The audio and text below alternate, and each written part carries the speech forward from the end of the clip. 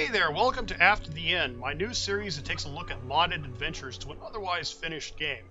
Now obviously the game in question today is Fallout 4, and today we'll be looking at Vault 1080 by NVIDIA. Yeah, NVIDIA, that same company that makes graphics hardware, well, they made a mod. If you can't tell by the name, which stands for 1080p, this mod is really to show off the graphics of Fallout 4 using an NVIDIA card.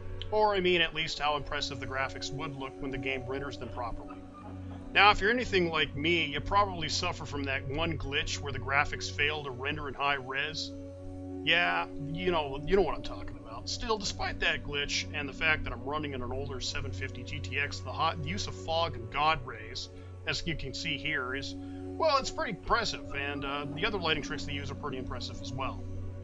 Now, Vault 80 takes you, well, to Vault 1080, a vault under a church in the middle of the swamp. And the goal of Vault 1080 is to discover what happened to the vault and its residents and ultimately escape its dark corridors. Now, as this mod is meant to show off NVIDIA's graphic capabilities, the emphasis really here is more on atmosphere and less on story. The story of the vault really boils down to going from terminal to terminal in the vault, uncovering the journal entries that you find.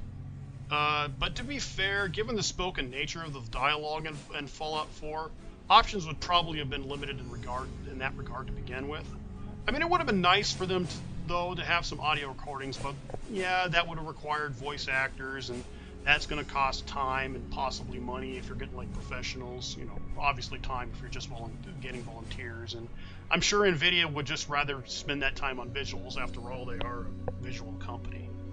Now, oddly enough, though, the mod does come with its own music track that can be heard as soon as you enter the church, but it's ultimately discarded for silence as soon as you enter the vault for some strange reason. I think the designers were trying to add to the tension, though honestly I think it would have been better if they just kept using that same track in the vault.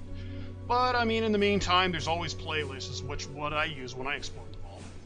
Now, combat is plentiful in Vault 1080, though again the emphasis here is on atmosphere than on challenge.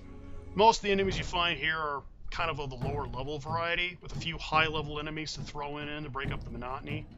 Now, for maximum results, it's probably best to take this vault on around 10 to 20 level mark, than to save it for like the end game, because you know you'll have a properly loaded character that's high level that's gonna breeze through it like my character did.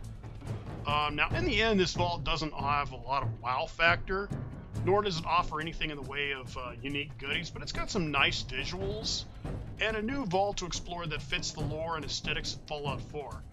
I'd recommend this one if you're looking for a quick vault adventure to fill an hour. And with that, thanks for listening to my take on Vault 1080, and be sure to check it out either on Bethesda.net or on the Nexus links below. Till next time.